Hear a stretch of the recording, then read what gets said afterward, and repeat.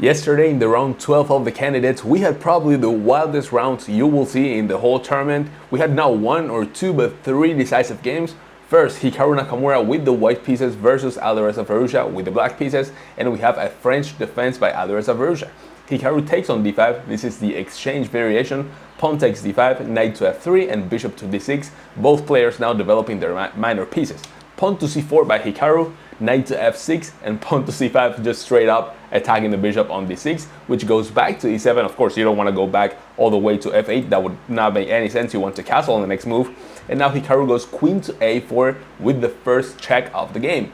Bishop to d7 blocking the check, also developing the bishop, and the queen goes back to c2. Now Alireza Firouzja finally castles. We have bishop to e3 by Hikaru Nakamura and knight to c6 by Alireza Firouzja. Knight to c3 and pawn to b6 now contesting the pawn on c5.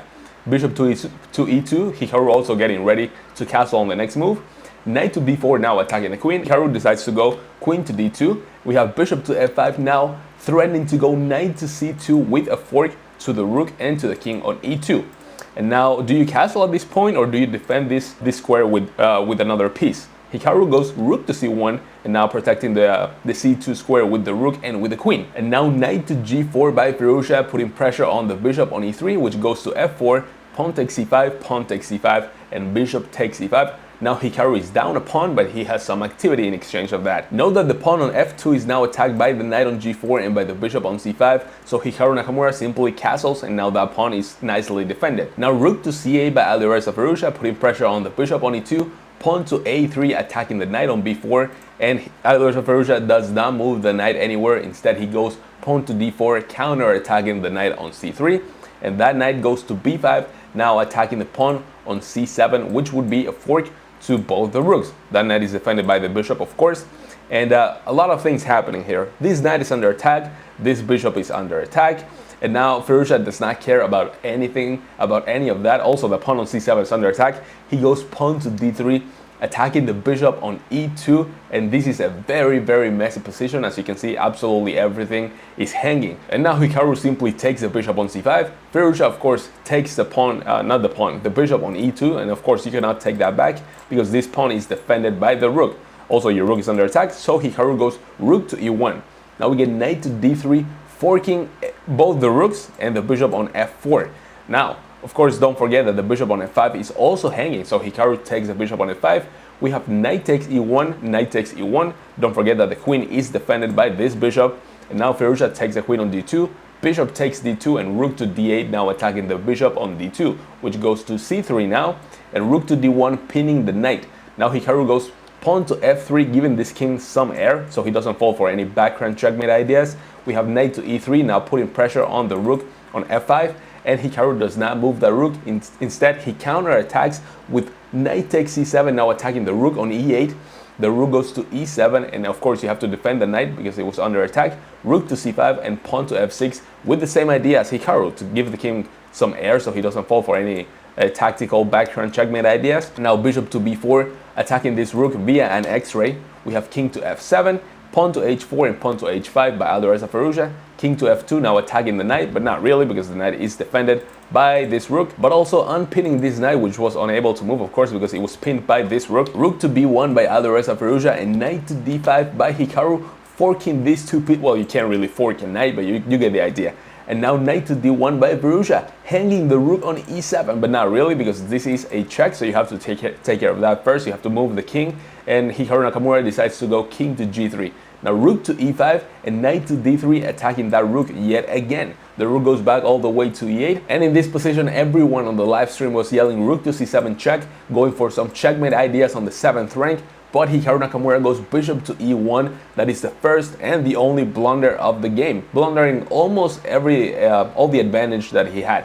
Knight takes b2, rook to b5, pinning the knight, and now Alireza finds the only move that doesn't lose here, rook to d1, and he has less than 1 minute on the clock. Rook takes b2, rook takes d3, now attacking the knight on d5, rook to b7 first with a check, forcing the king to move, and now knight to f4, attacking the rook on d3, attacking the pawn on h5 at the same time. The rook takes the pawn, and you might think that this is a blunder because there's bishop to b4 with a check to the king and hitting the rook at the same time. But if you go bishop to b4, there's king to g8, and if you take the rook, they can simply promote to a queen because the bishop is not defending e1 anymore. So this would be a blunder by Hikaru. Instead, he goes king to f2. We get pawn to a5 by Firouzja, rook to a7. Very important, putting the rook behind the pawn. Now rook to a4, attacking the knight on f4. Hikaru simply defends the knight with pawn to g3 and pawn to g5 by Alireza Firouzja, and this is a very big inaccuracy. Even Hikaru says that he was so happy to see this move on the board, because he can now simply take the pawn on g5, pawn takes g5, and knight takes h5, and this is a great position for Hikaru. Rook to e5 by Firouzja, pawn to g4, and the king goes to e8 now. Knight to g7 with a check, the king goes back to f8, and the knight jumps to f5. Rook to a2 by Alireza, and now rook to a8, giving a check to the king, which goes to f7, and now we have knight to d6 with another check. The king gets a little bit closer, and knight to c4, now attacking both the rook on e5 and the pawn on a5. And that pawn is attacked by 3 different pieces and only defended twice. So that pawn is going to fall on the next move. And in this position, Hikaru goes king to e3 and Alireza Firouzja resigns the game. And now Hikaru has 7.5 points and he's currently the leader of the tournament. But on the other board, Gukesh with the black pieces versus Nijat Abasov with the white pieces. And Gukesh completely outplays Abasov in a beautiful endgame. Look at this pawn. The pawn is on a2, just about to promote. You always have to keep the bishop on d4, looking after the a1 square. And now Gukesh is about to take another pawn on g3 and create another pass pawn on h5. And you have simply no way to stop this pawn from promoting without giving away a lot of material. And now with this very important win by Gukesh, he's now also on 7.5 points, tied for first place with Hikaru Nakamura. And now we jump into the game of Ian Nepomniachtchi, who is also a top runner for the first place. And in this position, Ian Nepomniachtchi with the white pieces versus Praggnanandhaa with the black pieces. And this is a completely drawn position anywhere in the universe, but Praggnanandhaa only has 7 minutes left for the rest of the game, and Ian Nepomniachtchi has 40 minutes. That is a big difference.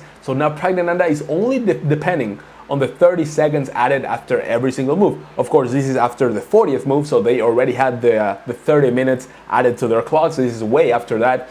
And now Pragg starts pre-moving absolutely everything to gain some 30 seconds after every move, and they reach a position where they simply agree to a draw. There's nothing to do here. Now Praggnanandhaa has 10 minutes on the clock. He started pre-moving everything to gain more time, and now there's nothing to do. Pragg is up a pawn, but this is a theoretical draw, so there's simply no progress for either side on this position. And with this draw versus Praggnanandhaa, Nepo also has 7.5 points, so we have a 3-way tie for the first place with Gukesh, Hikaru Nakamura, and Ian Nepomniachtchi. And we only have 2 rounds left of the tournament that will decide absolutely everything and who will play the World Championship versus Ding Liren. If you like the video, make sure to subscribe and turn on the notifications, and I will see you tomorrow in the next round.